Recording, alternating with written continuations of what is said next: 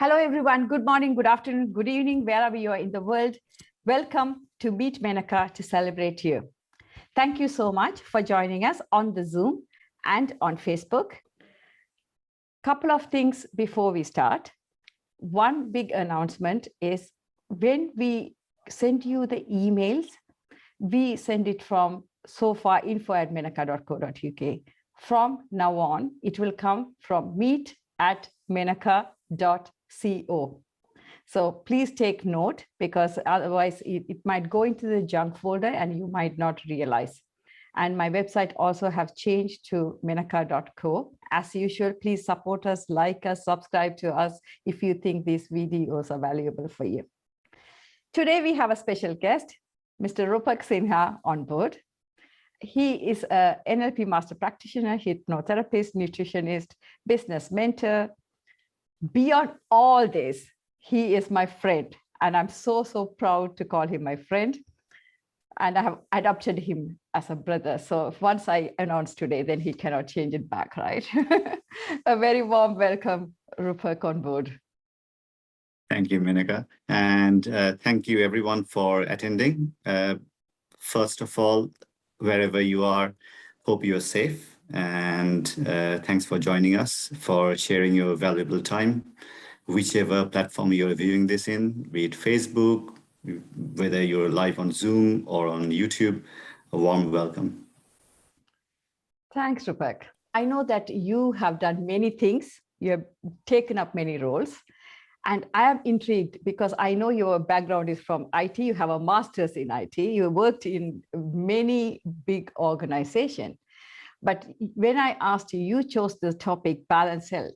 So why is this topic important enough for you to talk about it today? Well, anyone who has been in a stressful work environment knows how the phrase work-life balance can sometimes amount to mean absolutely nothing. And yet that is something that we all aspire to have. And the reason health is very important for me, because there was a time when I used to work 70 to 80-hour weeks. And I was completely worn out with stress, the amount of work, staying up all night, and the incessant chatter in the mind when working on things. All that took a big toll on my life. And I was going through stress-related illnesses, depression, not seeing enough of the sun because I was working days and I was working nights. And any of you who have made that journey, and I'm sure many of you would probably be able to relate to that. So for me, health wasn't even something that I focused on consciously, at least. But that changed. It took the stresses of work to change that for me. And it's not only IT. You could be a doctor, you could be a dentist, you could be working in finance. And particularly if you're in the health industry, in the last 18 months, roughly 18 months, the world has completely changed.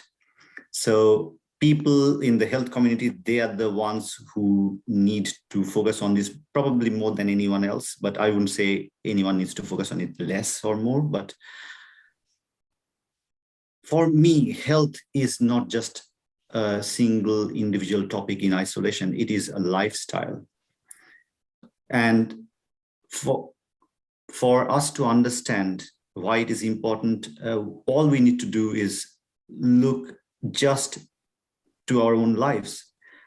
Because health is not just about eating or sleeping or exercising or mental health. It is all of these things taken together. And putting this in balance is like an impossible juggle sometimes. I have been on this journey myself where I found it very difficult at times with the stresses of work, with life, with relationships. And yet here I am talking about it. Why? To share my learnings. And if it helps anyone, that will be it. That will be my work done. Sure. Thanks, Rupak. It's interesting what you said, isn't it? Healthcare professionals.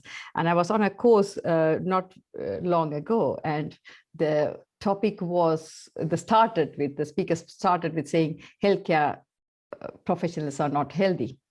And this is something we hear time and time again, which is really, really interesting. And I read a BMA article very recently. People who are in UK would know. It is the British equivalent to the doctors magazine everywhere else. 45% of doctors have some or the other mental health difficulties. So it's like, it was appalling to read that. And me being a dentist, it's no secret that I went through the same journey. So it's like, it's really good that, I guess you are speaking from the IT professionals. I have never heard that. So it would be interesting to see how that differs. You told why you want to speak about this. So what does this topic mean to you? And what do you want this to convey to other people, Rupak? So I have, as you know, well, the audience might not know about the journey. I was in a very highly paid, very highly stressed work environment. And all I had was a work life. That was pretty much it. Fast forward months and months working in a high stress environment, the stresses can literally compromise your immune system. And that in turn can compromise your mental health, your stability, your well-being. After being through this cycle several times, and I won't say I'm out of that cycle, but I'm learning to cope and deal with it more and more efficiently. So what does balancing health mean to me? Balancing health means it's juggling the stresses, stresses of modern day life, and yet finding ways to nourish ourselves physically, nutritionally, mentally, through our relationships with food, through our relationships with our own mental state. All these taken together can actually form a balanced lifestyle. Lifestyle is the word that I'm using because I would not say anything specific like a diet, because diet is something that is temporary and it's only related to food and nutrition. Whereas this is, it encompasses everything, like I mentioned before: food, the mental health, the movement, because movement, what many of us have found in the last 18 months, again, through the lockdown, the lack of movement can sometimes cause serious stress in our lives. When we are not getting to go out with the freedoms that we used to have, that in itself can cause stress. So it's about learning how to incorporate all those things in a way that we can still have our productive life and still learn to be healthy, not going from one extreme to the other.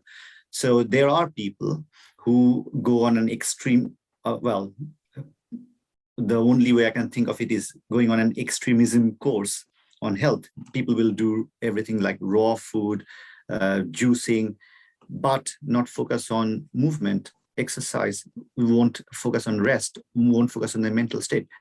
It is all that balance that we can be conscious of. And the first step of any change is awareness, as we all know.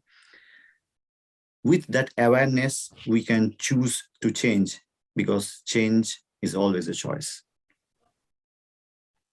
Sure. Indeed, change is a choice. And for some of us, it comes much slower than others, I'm sure.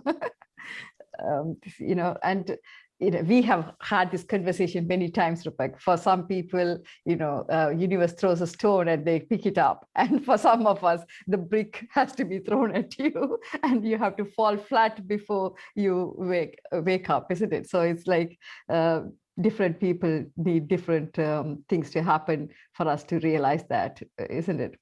You mentioned that about physical movement, and I know that you're quite passionate about nutrition. Can I ask you, which areas of life should be given priority to? Absolutely.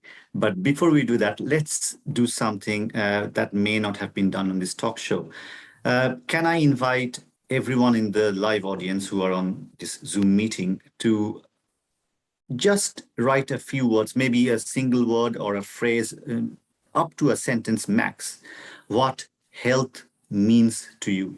Just one word or a phrase or a sentence at most. And let's see what people write.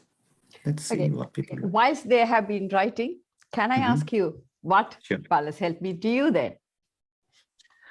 Well, for me, health is a state of being where the levels of stress of modern day life is absolutely minimal and in controlled state, because life will have stresses. We might have upheavals in our emotional state, our relationships, our family life, our work life, financial life, but how we best learn to manage that state to the point where it does not affect our day-to-day life or health. That is what it means to me. I'll invite you to have a look at what everyone is saying, and then you can comment on it. So I'm seeing messages like wealth, well-being, keeping cool, foundation to live a fulfilling life, health is wealth. Being happy. Sorry, I don't know. Happy. That's okay, no worries. Thank you. Absolutely. Loving myself, living.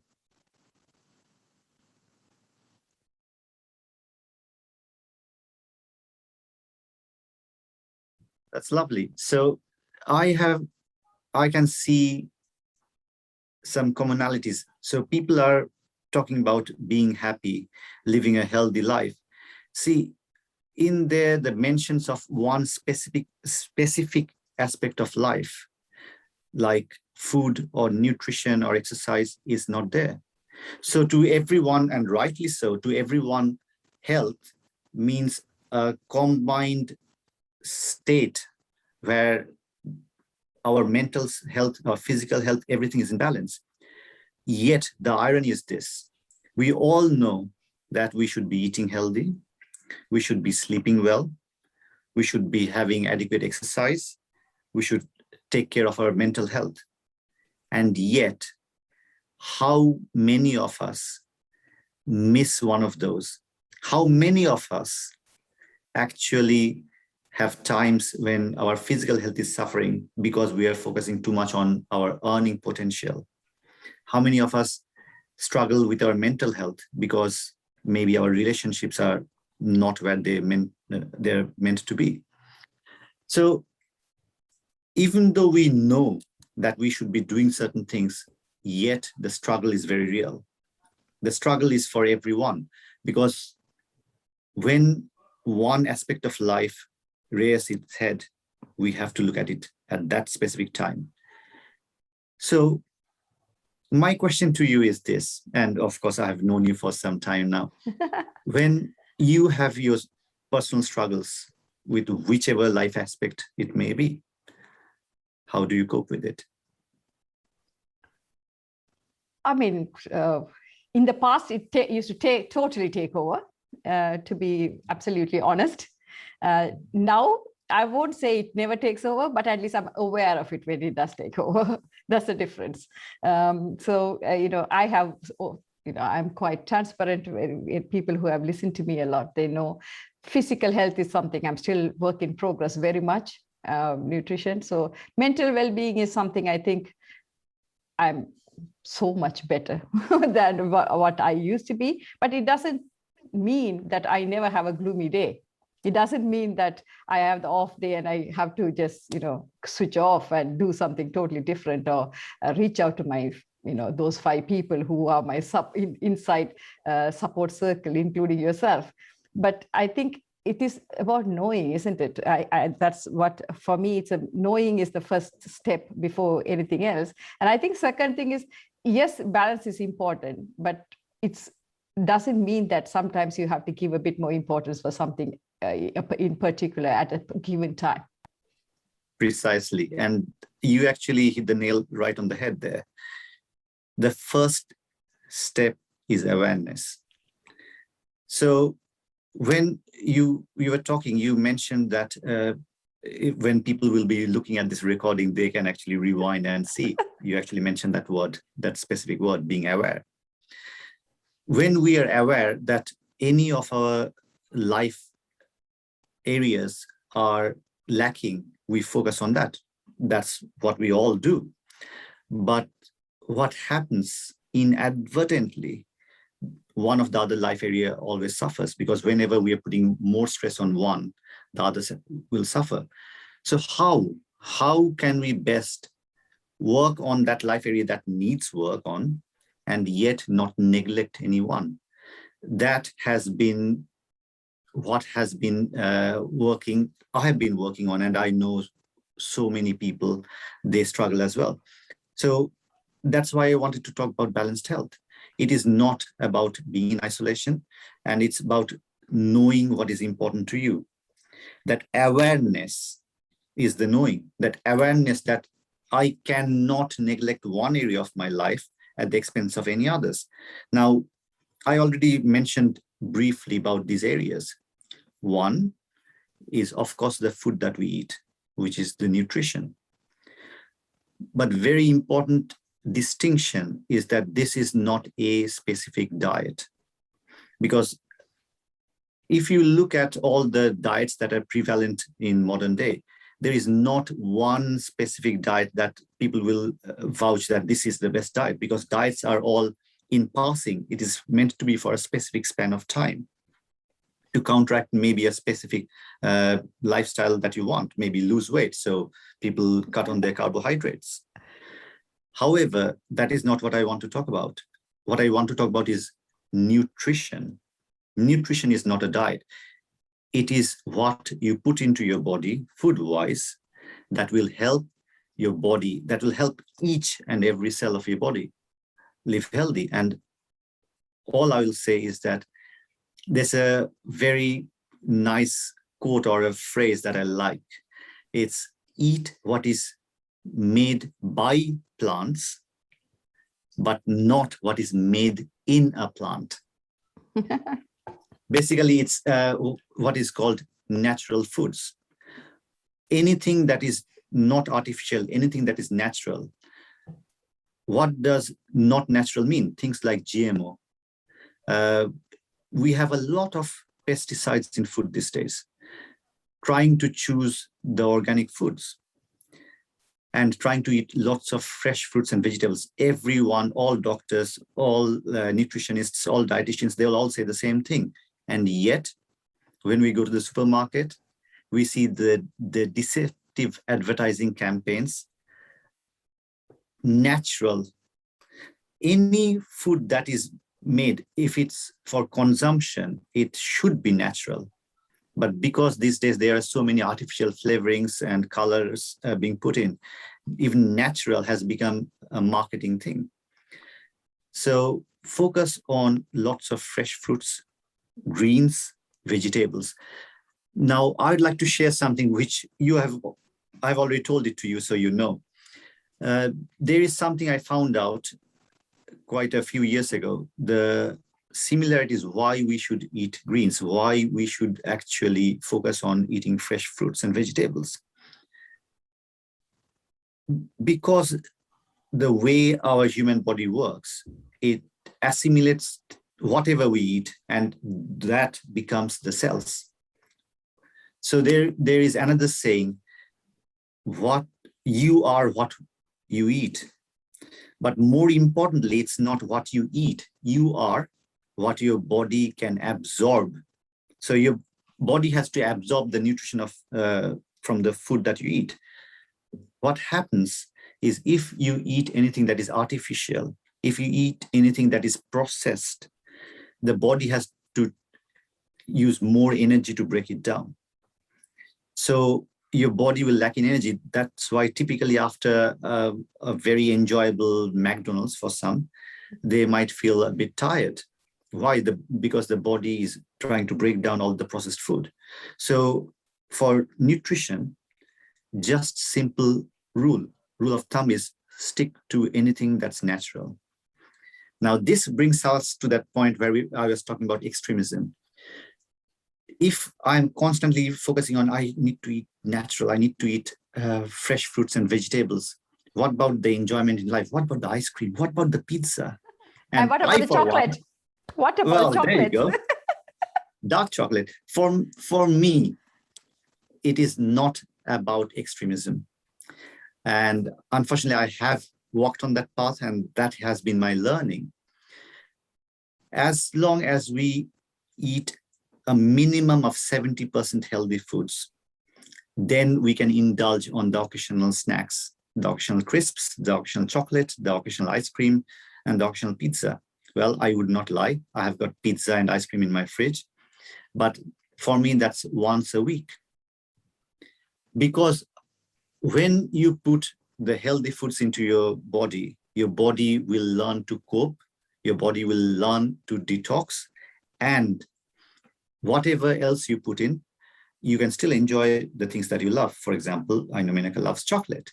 So you can still have it, but give your body predominantly those foods that it will actually get nourished by. Sure.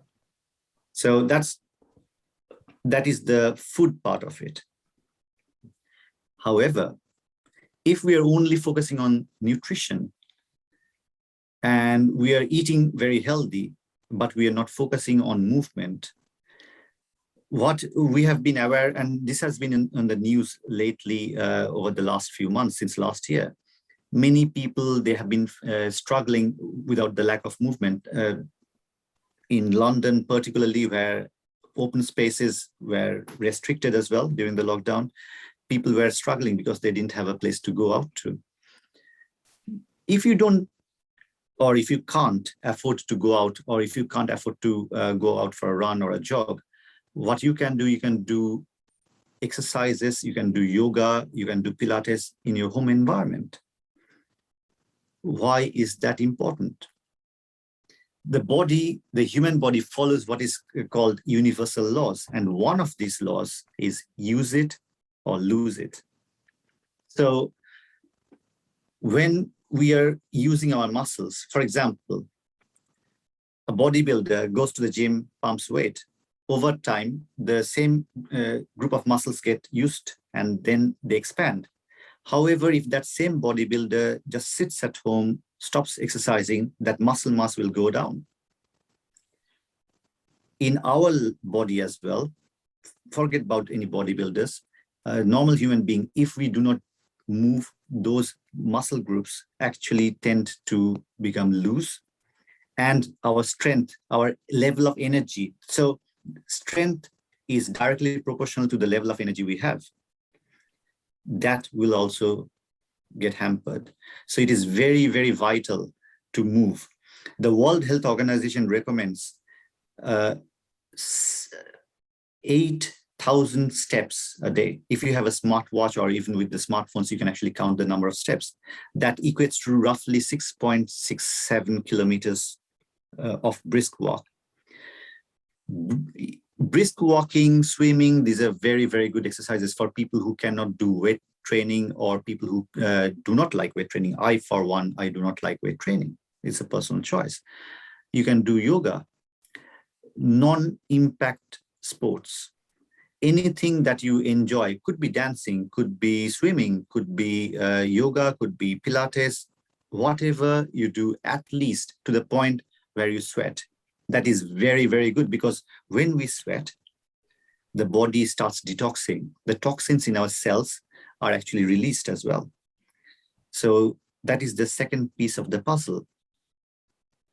After nutrition, you still need adequate exercise. But how adequate is adequate? Again, no extremism, please.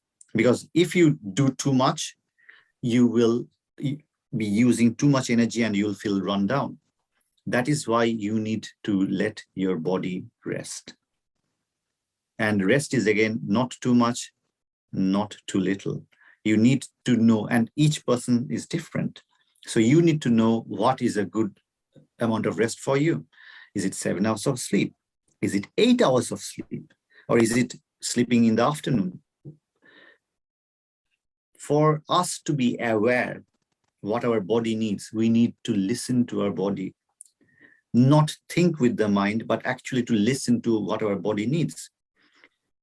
This is something that I have been talking about quite a lot lately, is about listening to the body, that intuition that we all have, but sometimes we forget to use. Please, please, please listen to your body. And you have got to learn. This is where the knowledge comes in. This is where the continuous learning comes in. How do you know? For example, when we crave for carbohydrates, or when we are craving for chocolate or ice cream, what are we actually craving for then? We're actually not craving for the chocolate. We are not craving for that ice cream. What the body is craving for is the sugars, because sugar is what the body uses to convert to energy. That is glucose, that is readily converted to energy. So when we are actually reaching out for that bar of chocolate or that ice cream in the freezer, we're actually, the body is crying out that I need more energy. If we are aware of this, we could instead choose healthier things. So carbohydrates break down to glucose, which gives us energy. So instead of the quick hit of a chocolate or ice cream, we could choose to have something healthier, bread or rice, whatever you prefer. So it's listening to that. When we are reaching out, we have a craving for, let's say, salty food, or we have a craving for snacks, crisps. What the body is actually saying that I need more minerals. Salt is that mineral. So it's about learning what your body needs and then giving it that specific food group. So that's where the awareness comes in, along with the lessons that we can learn to build that awareness and develop that awareness. Sure. Thanks, Rupak. I'm sure everybody learned a lot. I keep hearing this all the time. I keep having free lectures. I just want to know, there's a myth, including me. I have to tell this story because I'm not the most nutritious, diet conscious person. So one day Rupak said, would you like to have a smoothie? I said, yeah, okay. What is in it? It's all vegetables and fruits. I said, perfect. I wasn't so sure it's perfect. So I said, okay. I went around and tasted it. And I said, it's not too bad. This was my response. Because for us, in our mind, we feel if it's healthy eating equals to not tasting good at the best, or not at all tasty, is what we normally assume. And it is a myth. And actually that since then I have had many smoothies from Rupak, and it is really nice. Do you want to say something about it, Rupak? Because I think it's really important. Yeah. So very good point. And do you remember when you said that, I said assumptions, this is what the mind actually thinks. This is because these are things that we are not taught, but we assume. The assumption is made by us based on advertisement. So what we see on TV is like, oh, enjoy the taste of McDonald's or something, Burger King. But how many times do you see an advertisement like, oh, enjoy the taste of a cucumber? Never, absolutely never, because there is no money in there. So we presume and we assume that healthy food is tasteless food. The truth could not be any further. How it tastes depends entirely on how it's prepared. So this is where you can devote some time, some effort to learning. Even raw food, I have been on a raw food diet for 90 straight days, just eating raw foods and steamed food for 90 days. And to begin with, it was absolutely miserable. I won't lie, it was absolutely miserable. But then I learned that raw food, I went on a raw food course as well. It can be absolutely astonishingly tasty, and it can look amazing as well. But you have to devote time on learning. The misconception is that because it's our association, healthy food equals tasteless food. We have to disconnect that association because it's an entirely wrong association. Healthy food can also be tasty. And beyond the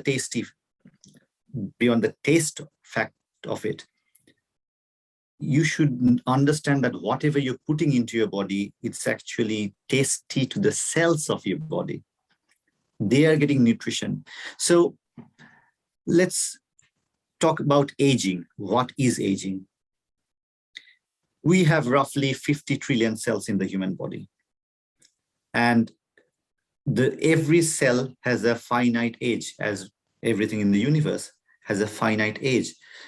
The longer the cells, each cell can last in a healthy way, the longer is the lifespan. Other factors like genetic factors or some chronic illnesses kept aside, the age of a cell living healthy is the age of a human being multiplied.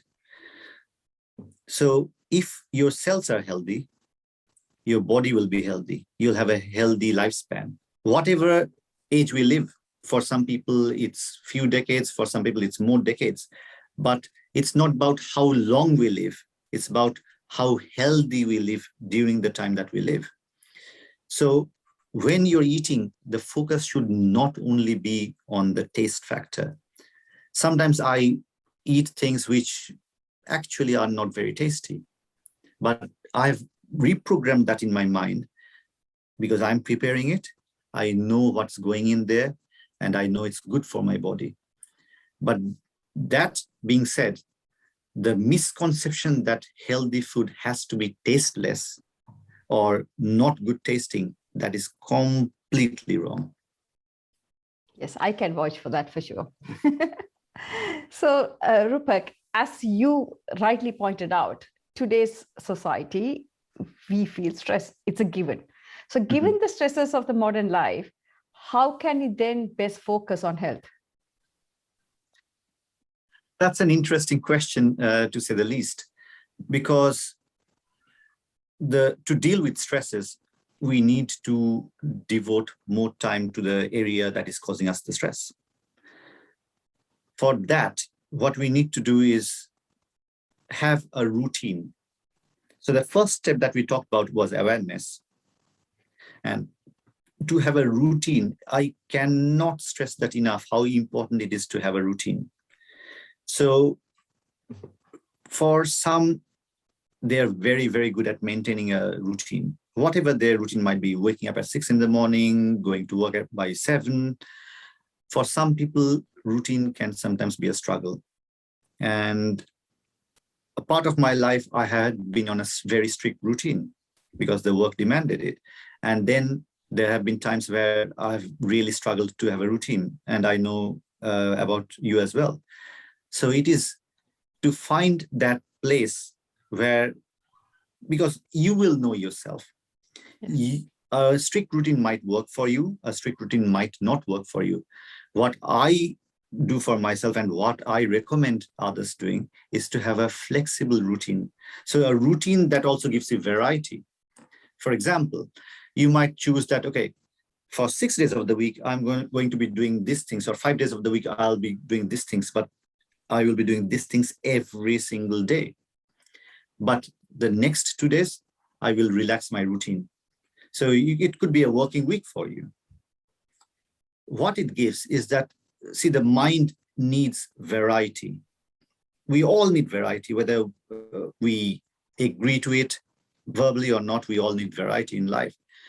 So what we can do is give ourselves a strict routine for a few days and give ourselves a flexible routine for a few days so that you do not compromise on the values, and health should be your topmost value. It shouldn't even be second stage. It should be the topmost value in your life. Because why? Why am I talking so passionately about it should be the topmost value of your life? Understand this. The life that we are experiencing is through this physical body. If we are lying in bed, if we are unhealthy, if we are stressed about all the things that are happening in life, we won't be able to live this life fully. Whatever your line of work, whatever your passion, whatever your purpose may be, you have to give it all that you have to live the very best of you. And to live the very best of you, you have to have a physical, healthy body, healthy physical body, and a healthy physical mind, and a healthy emotional mind as well. I've been talking about movement. I've been talking about food. I've been talking about rest. However, the most important thing is the mind. What is in between the 2 years, that is the controlling factor how healthy you will live.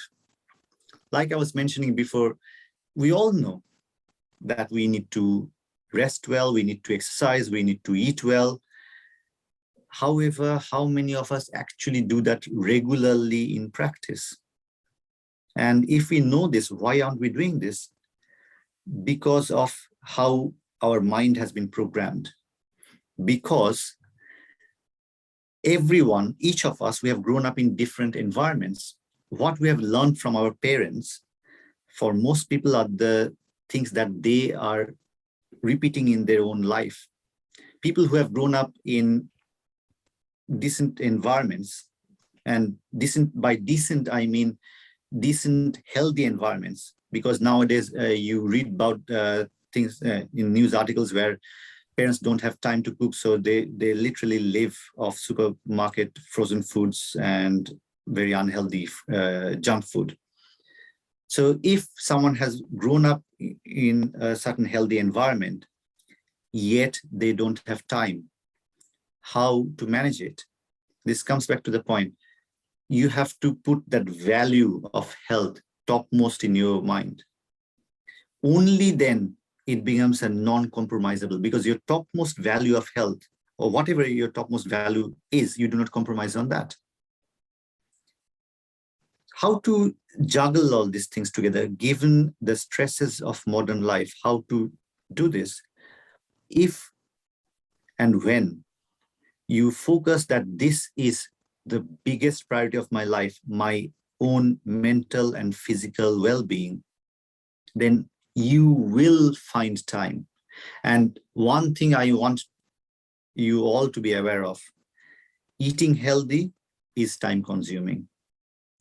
If you're looking to make food yourself, there might be other challenges. For example, you might be in a family where other people in your family, other family members, may not be open to eating healthy. So that could be a struggle. Under many such situations, I have seen friends and other people, they start with all the right intentions, but after some point of time, they just give up. If you are true to your value, you will make them understand, listen, this is important for me. And if I can't be well, physically and mentally, I can't give the best of myself to you, to this relationship, to this partnership, to this work environment, whatever it is. So to balance it, the first and foremost thing is you have got to change how you value your own health. Then start changing the little things. It's always the little things done over long periods of time that is the marks of success. Yes, you can obviously change big things. For example, I have done 90 days of raw. I have done 30 days of juicing. I have done 30 days of smoothies and juicing is more regular for me now. It's an ongoing lifestyle choice. But you can do that. What that helps is to detox the body rapidly. But for someone who wants to do one change, just one change, this is what I'll recommend. Focus on eating natural, organic foods, not processed foods, not packaged foods. That's just one thing. And for half an hour every day, focus on movement, whatever type of movement it might be for you. Even if it's sitting and doing some exercises in the same place or on a yoga mat, whatever it is, please move for half an hour. And this should not be up for any compromise. Just like your sleep should not be compromised. And this is something that for me personally has been a big challenge. When I'm too mind engrossed, I struggle to actually let go. Then a practice like meditation, practice like breathing, focusing on your breathing, so mindful breathing can actually help. See, I'm not talking about very specific things because for every person, it's different things. It might be Tai Chi, it might be yoga, it might be Pilates, it might be chanting, whatever it is for you, you have got to understand. And you can experiment as well. You can do it for certain periods of time, like a month, see how it works, see what benefits you get from that practice. And if it's something that you feel it's for you, do that. And this again ties into the balance side of things, not to tie down to, no, I have to do this, because it might not work for you, or it might.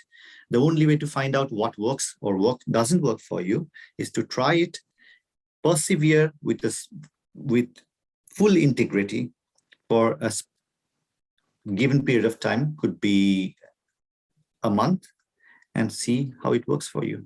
So to find balance in the modern day, under the stresses, try to change small things. And the things that you change, those should not be compromised, because you deserve it more than anything. Sure. Thanks, Rupak. It's really important you said, because I say, being a dentist, I say it's like brushing your teeth twice a day for 2 minutes.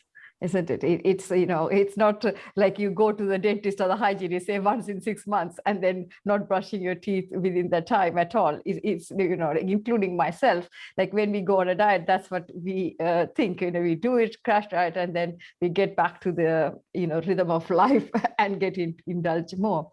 So it is like, I think it's a very important point you raised there, like, you know, little things every day. One good thing I do is, like, water is something I cannot live without. So I have a lot of water, and I think that is also important for health. And it's not that I don't always sleep very well, but I know I'm like a zombie when I don't sleep 7 hours, particularly after 2 days. I can see in everything I do, the way I speak, the, you know, the way I function. So I think it really shows. But I think even to be able to recognize that was a journey. Before, I wouldn't even recognize. It was like hamster wheel, isn't it? Just get on with it.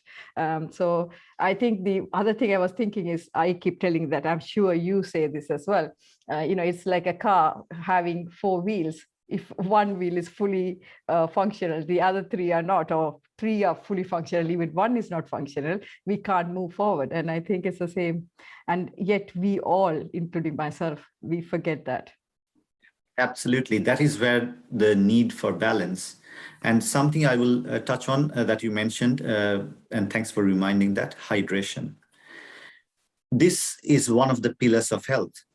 Just like the food that you eat, the movement, the rest, and the mental health, hydration is actually, it comes within nutrition, but I cannot stress how important it is. So why?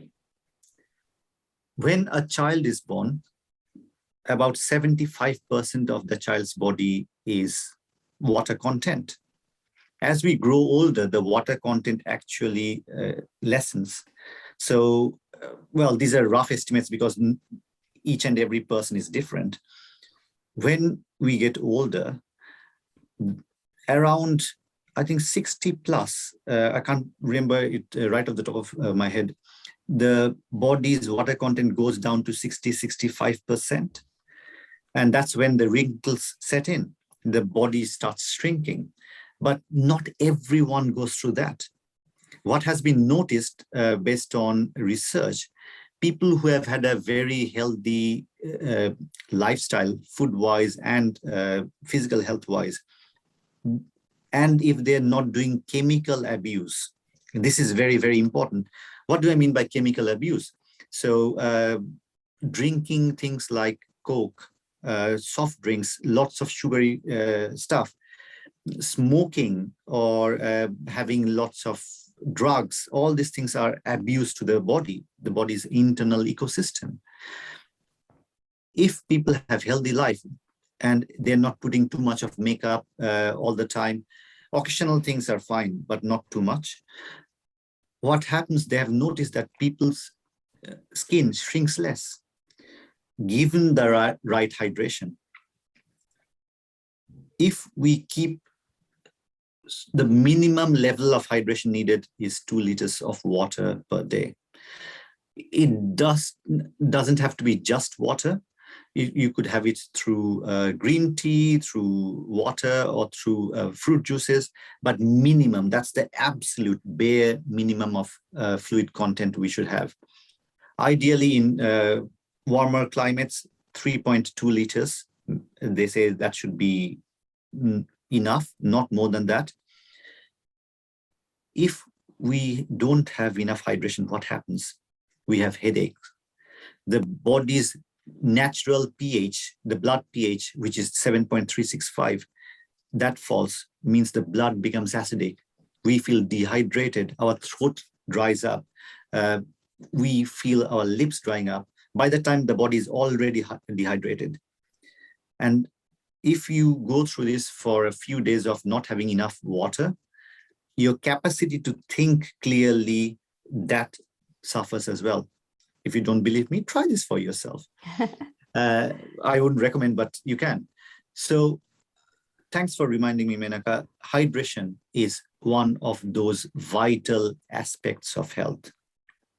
Just like sleep, just like food, just like exercise, and just like your mental health, that is also non-compromisable. So all these taken together, that is what I mean by balanced health, not focusing on one area, but focusing on all areas, but doing small things over time. Sure. Thanks, Rupak. There are so many questions already started coming, so I have to kind of try to wrap that up.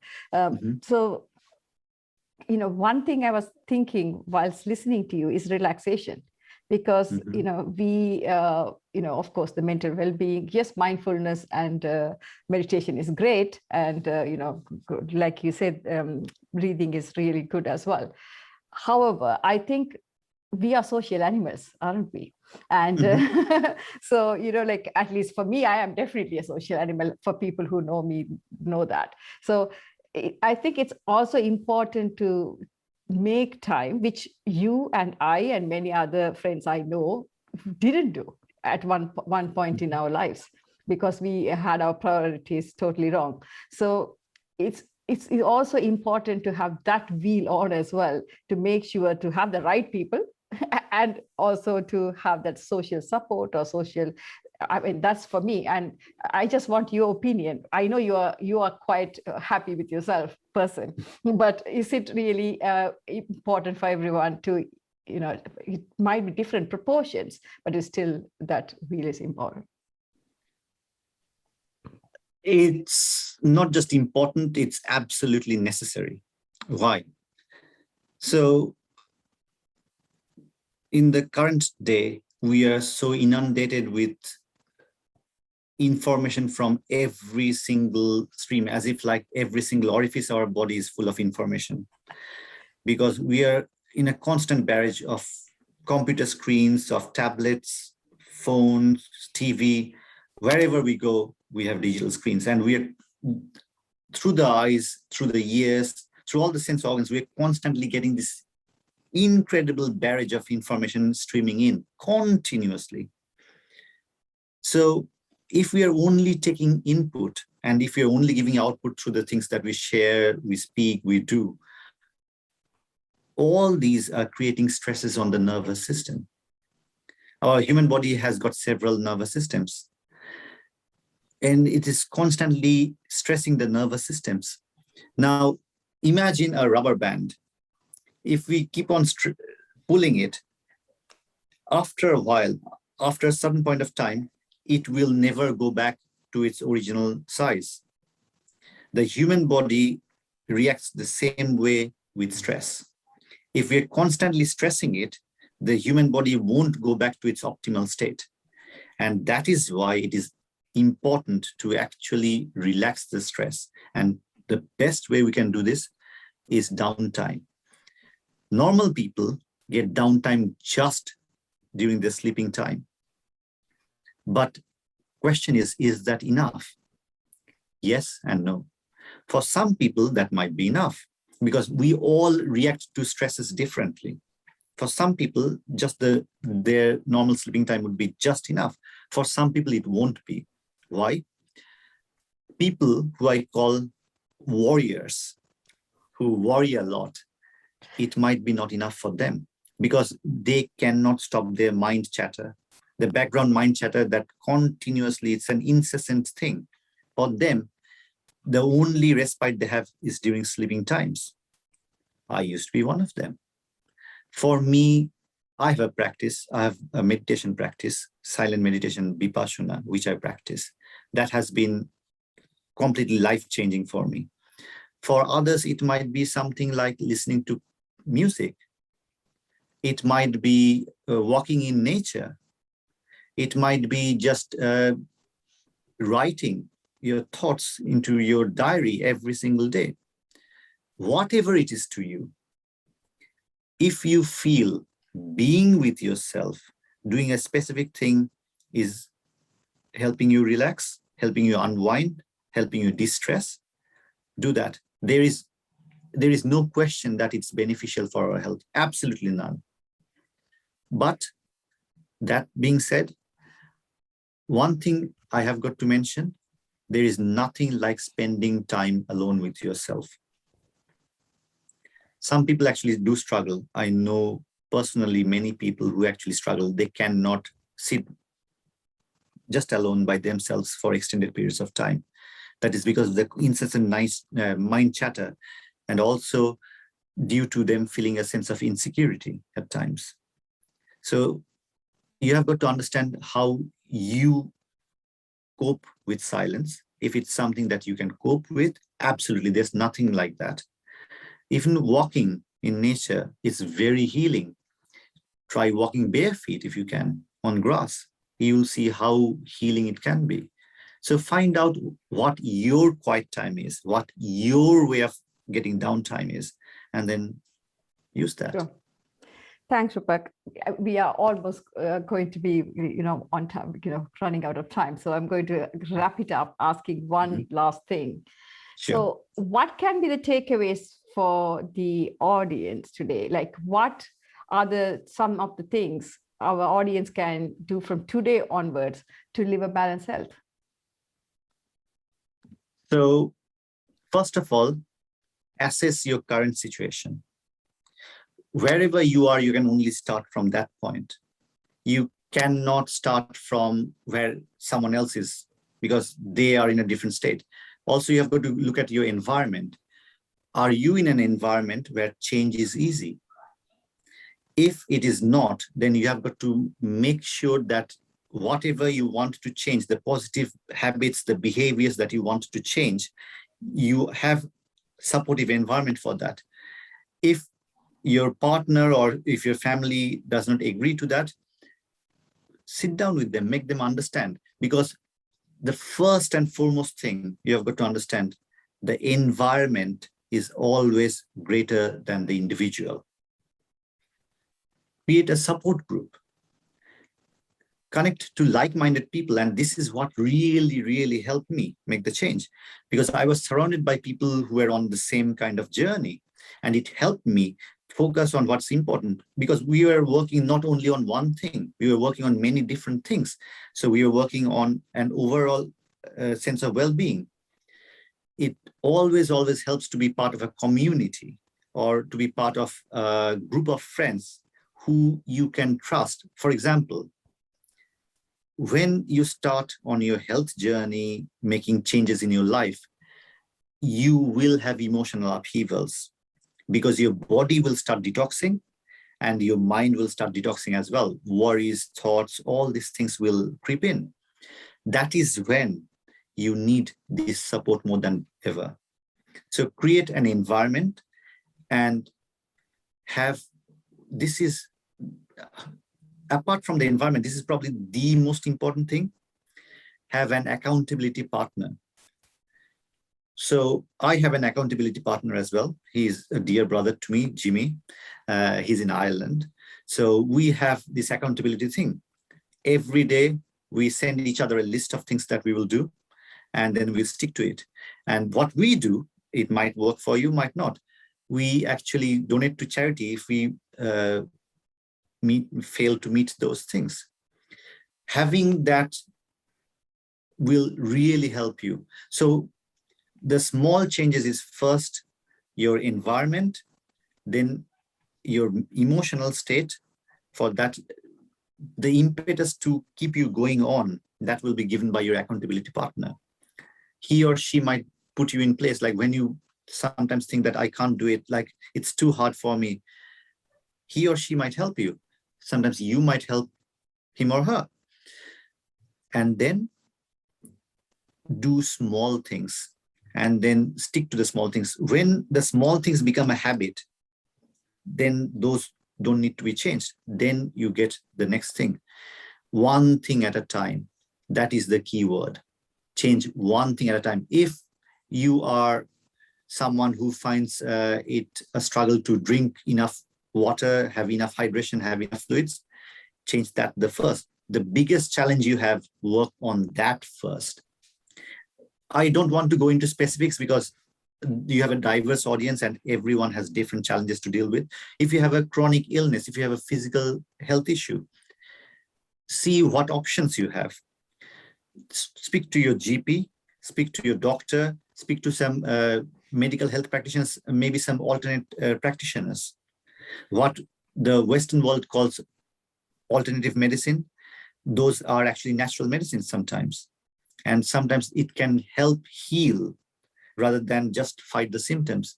So create a plan of action, something you can just write down.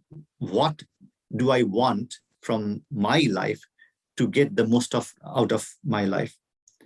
How can I live healthy? And write those down. Maybe it's the first time you're actually going to see it right in front of your eyes. Put that as something that you can do. This is the last thing. If you put your reach too high, chances are you will not finish it. So put something that you can achieve and can consistently achieve. That would be my suggestion. Sure. Thank you, Rupak.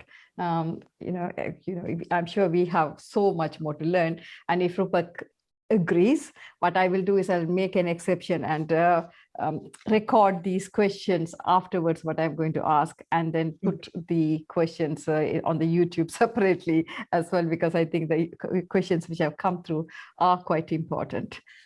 Thank you so much, Rupak, for doing this because more than anything else, you have been my friend, and this shows from the beginning you have got involved in this in one form or the other, mostly at the backstage, and no one sees what you have done. And actually, from be it logo, be it the branding, be it the website, Rupak has had a major contribution towards this platform. So for everything, a big thank you from me. So you're most welcome. The next week, same time, same place. From now on, it is Sunday, 2:00 UK time, 6:30 India, Sri Lanka time. It is Waterworks After 50 with Dr. Tarini Nitkunen. She is an MBBS, MRCS. She has done a PhD.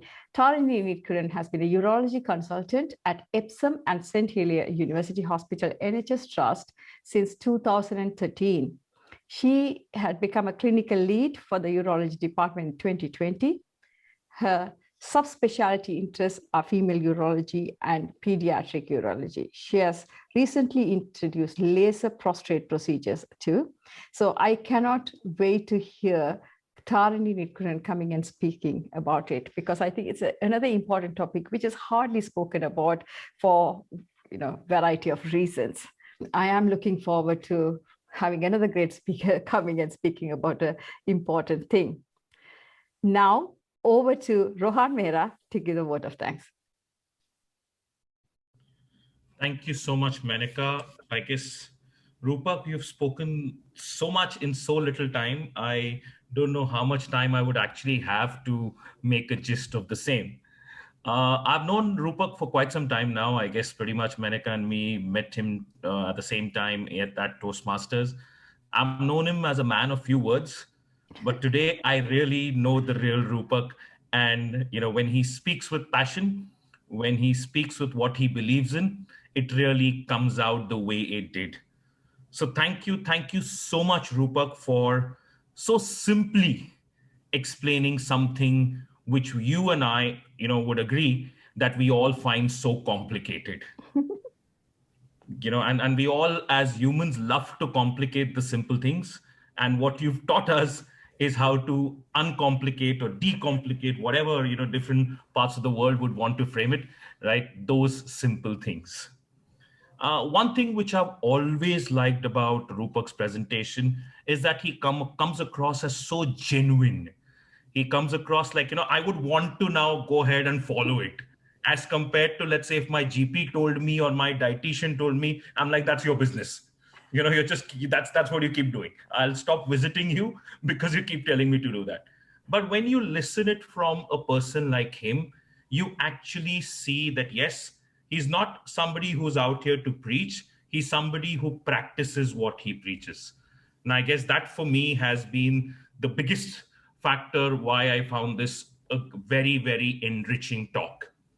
Rupak, you have taught me quite a few new vocabulary words. Maybe at least I wasn't aware of those. Warrior is a very interesting word which came out from you. Normally we call people as warriors. I guess now I'll be calling a lot of people in my life as warriors. And if the Oxford Dictionary adds it, we're going to say people who are constantly worrying about things which are not to be worried about. Mhm. Another word which I learned from Rupak today is accountability partner. So I would rephrase that for myself as partner in crime. Because the idea is, if I know, yes, there is somebody who's keeping that eye on me and I'm keeping that eye on, so it's more fun. It makes the entire exercise where, as he rightly said, how they donate to charity if one of them is not able to fulfill their aim for the day or for the week in that regard. I guess it becomes more of a fun activity between two friends. Yeah, absolutely. Yeah, thank you. A few other things, I guess, normally what people would say that's stressed, and I guess Menaca will agree to me 300%, stress is equivalent to dessert. Right? Whenever she's stressed, that's the time that chocolates surround her completely. But for the first time, I actually, got to know a little different meaning of, a different way to rephrase stress rather than just thinking about desserts, right? So I would pretty much say put it across as show, trust, and rest, right? Because for me, I guess that's what Rupak actually meant, how to rephrase that and put it across, right? And also health. I guess that's the first question that he asked all of us, right? What do we actually, what is health to us? And for me now, after Rupak's talk today, health is how to eat, apply, learn, tell others, share it as he rightly did to us, and harness the benefits. That's for me now is HEALTH. Thank you so much, Rupak, for giving me this new vocabulary. Thank you so much for enlightening us something that we always knew, but did not want to know. And sometimes I believe, and this is to everybody in the audience, is the good thing which came across is he kept on stressing about the fact of not being extreme. It's all about the right balance. Like if I ask everybody, the major reason we give up on most of these fad diets and walks and whatever is because we do it against our will. We do it as an activity, separate activity. But as he said, if we make this a part of our lives, right? So let's say if you are going to, let's say, pick up your vegetables for that matter, that's your brisk walk if you want to take it that way. If you are somebody who wants to go on an outing, go around nature, maybe that's your way out. So, the moment we do not complicate it and make it that we have to put an extra effort, I guess half the job's done. Another takeaway from me from your Rupak's talk is that one size does not fit all. So when we see, oh my God, this actor, this celebrity is following something and has got to size 0 and God knows what on what not, we all want to follow without realizing that we don't know at what stage we are, without realizing we don't know whether it will work for us or not. And the last thing I would want to say, and trust me, all of y'all, right, I'm way more luckier than me in that regard. Because the idea is I really want to go back in times. Because at that point of time, we did everything what Rupak said without even realizing. We didn't have the best modes of transport, so we walked. Right, we got stuff directly from where we grew in villages or wherever, whichever part of the country we are in terms of that. So we didn't have to actually pay extra for organic and yet be unsure whether it is organic or not. I mean, life was so much more natural, life was so much more healthier, right? But today it's all about being monetarily wealthier, but we are skipping out on that healthy part. And life was much more simpler. Yes. Absolutely agree. Absolutely agree with what Rohan said. See, for me, the reason I'm passionate about sharing these things is because I have on a journey, and I have been on a journey which has been quite challenging at times, because on one hand, I wanted to completely transform the way I lived. And I have, over the years I have, but when I started on that journey, it was very challenging because I was working against all the programming. I was working against everything that I knew because I didn't know any better, to be honest. And I don't put it to anyone else's fault. It's just my lack of knowing what's right for me. See, health is something that should be discussed in every single household by every single parent to their children, among friends.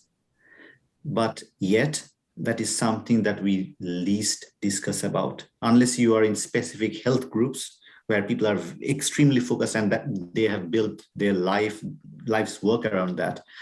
You actually don't get to hear it. How many of you in this call actually go around to your friends and you talk about health? I'm not just talking about healthy eating. I'm talking about living a healthier life.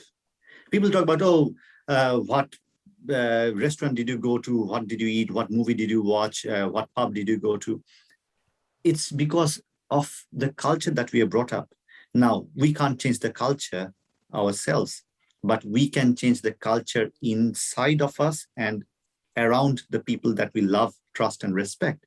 And so it falls to each and every one of us how much effort we put into enrich the quality of our lives and that of the ones that we love. So the reason I share, I have been a very, very private, quiet person. I love keeping myself to myself. Yet now I have started talking, I've started sharing, because I have seen the difference it has made in my life and in many people that I know of. So that's why it's become my life's work to help people on this journey in whatever way I can, even by sharing my thoughts, my experiences. Sure. Thank you so much, Rupak. I am going to ask for a case study, but we totally ran out of time. So I am going to pass it and try to record it and put it on YouTube later. So thank you so much for everyone for joining. People who are on Zoom, please stay on, and we will be taking your questions and asking, putting it forward to Rupak. For people who are on Facebook, a big thank you for joining us. Next week, same time, same place, we will be speaking about what works after 50 with Dr. Tarini Nitkunan. Hopefully you can join us. And of course, please support us to spread these messages across by subscribing, liking, commenting, however you want. And please share it with your friends and family. That's the entire point of this show, to make sure as many people can learn from these things and become better versions of themselves, like we are every day trying to become. Until then, stay safe, be happy, and keep smiling.